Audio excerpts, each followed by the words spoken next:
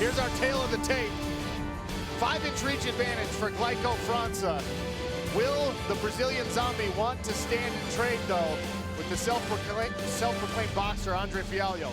We'll find out now in more welterweight playoff action. Lillian Garcia gets it going inside the PFL Smart Cage. We continue the quarterfinals in the welterweight division, brought to you by Presidente. Introducing to you first, fighting out of the blue corner. He is a striker, standing at 6 feet tall, weighing in at 169 pounds in 12 professional bouts. He has a record of 10 victories and 2 defeats. Here is the number 8 seed, fighting out of Cascais, Portugal, Andre Fialho. His opponent, fighting out of the red corner. He is a grappler, also standing at 6 feet tall, weighing in at 170 pounds. In 26 professional bouts, this veteran has a record of 21 victories and 5 defeats. Fighting out of Balneario Camboriú, Brazil, he is the number 1 seed, Glaico the Brazilian Zombie Franca. Your referee in charge, Chris Tione. 1 versus 8 in welterweight playoff action. Glaico Franca, 2 finishes in his 2 PFL regular season bouts. For Andre Fialho, it was a loss to Chris Curtis on short notice and then a walkover win when Zain Kamaka did not make weight. He was not allowed to fight. He wanted to take that fight. No touch of the gloves, and we get right to work here. Fialho in the silver, Glaico Franca in the blue and red trunks. And this is what we expect to see out of Glaico Franca. Come forward, put some pressure, because he's going to look to use his striking to set up the takedown. On a lateral motion by Fialho, that's going to make it harder for Franca to get a bead on him and take him down. Fialho steps in to test out a jab, answered by Glaico Franca. Nice uppercut on the slip there from Andre Fialho. Little half step, moves his head, and answers with an uppercut with his right hand. And I believe that if Fialho can counter a lot of Franca's striking, he's going to take away this forward pressure and get Franca moving backwards and take away a lot of that takedown threat. Inside leg kick there from Glaico Franca. Fialho circles around the outside of the cage, attempts a hook there, blocked by Glaico Franca. Another jab from Fialho. That's a stiff jab, Eve, right on the beard. Franca lands a jab and then shoots a takedown. This is what I expect from Fialho. Defending the takedown and powerful shots to punish Fialho on the inside. Making him pay for this takedown attempt, Randy. Absolutely. Franca in deep. But he's, again, that forward pressure, you got to be able to get a hold of something, put it in reverse, make him move, make him adjust his balance. That's what's hard to deal with in this situation. And you see Paulo Fialho addressing the left hand, but Glaico Franca able to pull both legs out, and now will look to move in secure position here after completing the takedown. Fialho floating on his left hand and his right foot now, refusing to concede the full takedown. Not accepting it either. I wouldn't want to be under that guy. We've seen Franca with smothering top pressure. He's got a good, well-rounded game, but I think he still relies mostly on his jiu-jitsu, and that might be his biggest advantage in this fight. Now Fialho settles into his guard here. Franca pressing him up against the cage. I agree. I believe Franca has the jiu-jitsu advantage against virtually everybody in the welterweight division. Franca has 9 submissions in his career.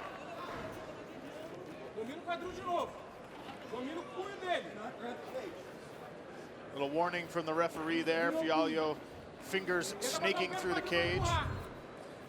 Great job here by Glaico Franca to press his hips in and make sure that Fialho can't get his feet on the ground. I'd like to see him clear his head and get his head up and his hips in. Then he'd be able to pick his shots and find those holes to land more damaging punches.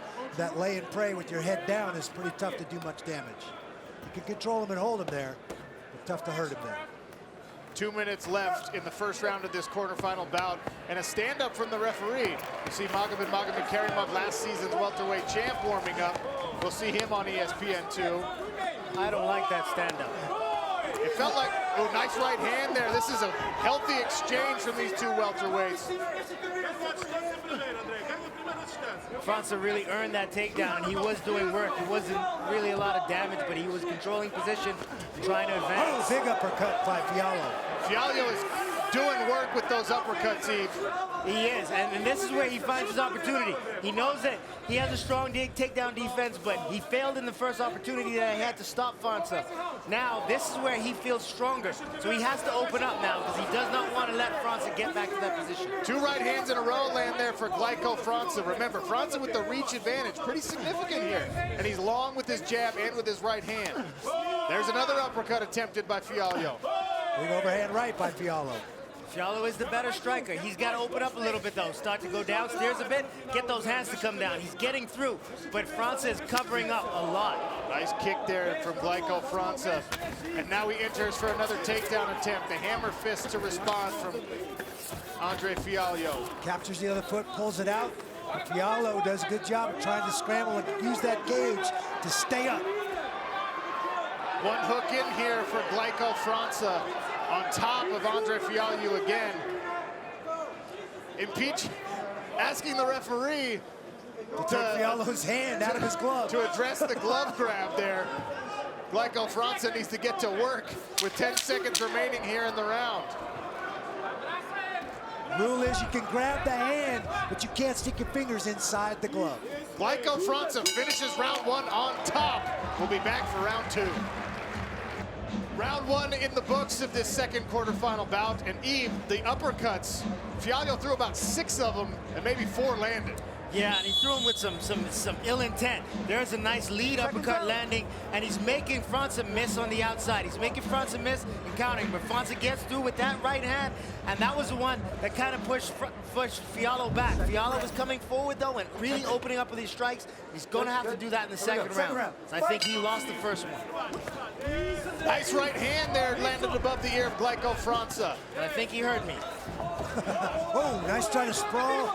Fialho does a nice job of sprawling and scrambling. On all Stay out of the takedown. Doggedly pursuing the takedown is Glaico Franca on all fours. Big jumping knee by Fialho. Just blocked there, and the right hand sneaks through. Another overhand right. He hurts Franca. The #1 seed is rocked. Glaico Franca on silly street here. Fialho pressing. Fialho can't get reckless. He's got to pick his shots. Exactly. Can't get greedy either. He needs to transfer some of those punches to the body. Oh! Another uppercut. The uppercut paying dividends again in round number 2. He's got him looking like a Pez dispenser with that. Franca shoots another takedown here. Big sprawl by Fialho. Can't let himself get pushed back to the fence like that. Glaico Franca. Speed around. Oh, there's a takedown by Franca. Huge takedown here. When you're in trouble and you can secure a takedown, this potentially gives Glaico Franca a little bit of time to recover on top. And this is Franca's strong position. It's going to give him a lot of time to recover on top. 3 minutes and 45 seconds. If Fialho can't find a way back up to his feet, he just gave away this round. And right to the half guard, Glaico Franca. And Franca should open up right now because, like in mixed martial arts, revenge is a dish best served from the top. Inside of Franca's corner here. Stay active, stay active, stay active. Gives you an idea how evenly matched up this weight class is. This is 1 and 8. There's no way this is, I mean, this is a great match. Stay active. We saw Glaico Franca finish his second regular season fight with ground and pound, some of it from the guard.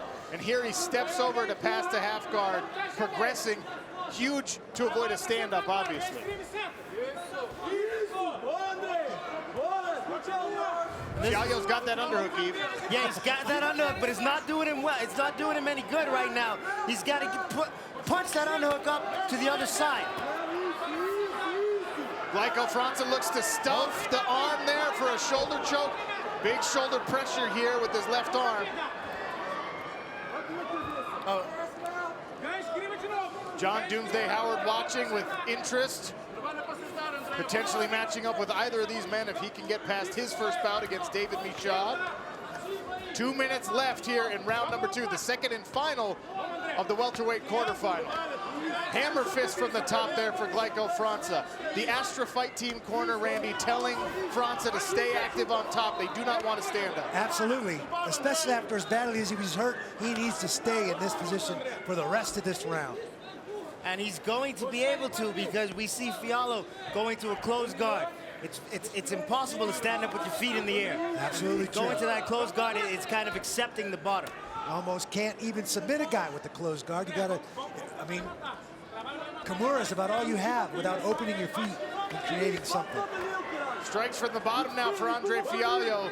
That's often a sign that you are conceding the top position to the other man and just trying to desperately make something happen from your back.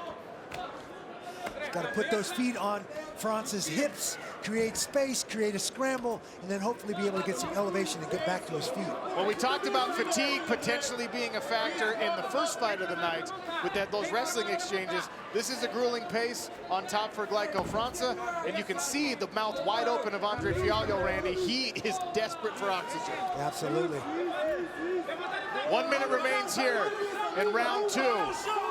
Franca creates a scramble. He's going to get away. There he is. Fialho's up now. Now how hurt is Franca? Was that enough time for him to recover? There's another uppercut attempt from Glaico Franca. 45 seconds left and a kick from Glaico, the Brazilian zombie. And one of these men has to fight again tonight. You're seeing a little bit of the fatigue wobble from Franca, and Fialho steadily pressuring forward, trying to find a way to land those hands. 30 seconds remain here in this quarterfinal bout. Can Fialho stuff the takedown and get a finish? Glaico Franca presses him against the cage. Back to work, and down goes Fialho. Franca securing another takedown here. 10 seconds remain in this bout. Topside guillotine. No, he lets it go. Glaico Franca, the takedowns again after being hurt in round number 2. Eve, how huge was that takedown when he was wobbling on Silly Street? That takedown saved him. That takedown allowed him to recover, get himself back in the fight, and get himself in position to hold on and not get put out. We'll see what the judges think of this bout when we return on ESPN+. Welcome back, Sean O'Connell, Randy Couture, Eve Edwards, cage side, and those are our Cageonomics numbers. The 4 takedowns may prove to be the difference in this fight for the #1 seed, Glaico Franca. But the advantage in the punches landed was for Andre Fialho, and he had Franca in serious trouble there in round number 2. He did, and when he had him in trouble, he was not able to finish. Franca was smart, stayed on the outside, and when he found his opportunity, he shot that shot and was able to get Fialho back to the ground. That second and third effort is what paid off for Franca. He chased him across the cage a couple of times and was not willing to let go of that leg or foot. There's a right hand. That was one of the punches that put Glaico Franca in trouble. And this is where Franca is covering up. He's trying to protect himself, but he still has his wits about him. So what does he do? Stay on the outside. He doesn't want to take a risky, a desperate shot, but eventually he shot into a good takedown, backed Fialho up against the fence, got to his legs, pulled those hips out from under him, and stayed on top from this position. Did damage, had some good control, and he may be the man moving on if the judges see this the way I did. To your point, Randy Couture, that is the 1 seed, a guy who got 2 finishes in his regular season bouts, versus the 8 seed, a guy we knew very little about because he had a short notice loss and then a walkover victory. 1 versus 8 and a very, very close bout. That's how deep this welterweight division is. A lot of times you think that's, I'm the 1 seed, I'm gonna get the weakest guy in the bracket. That's not how that looked to me. How did the judges see this one? Lillian Garcia has the official decision inside the PFL Smart Cage. Ladies and gentlemen, after 2 rounds of action, we go to the judges' scorecards. And the totals are 20-18, 20-18, and 1919 for your winner by majority decision and advancing to the semifinals in the welterweight division, Glaico Franca! It is Halloween coming up. The Brazilian Zombie, the #1 seed, moves on. He will face the winner of John Howard and David Michaud. That zombie walk, a little Michael Jackson Thriller going on inside the cage. There's a look at our welterweight playoff brackets as they stand now on ESPN+. Glaico Franca 1 moves on. Ray Cooper III, the 6th seed, advances past Sada Boussi.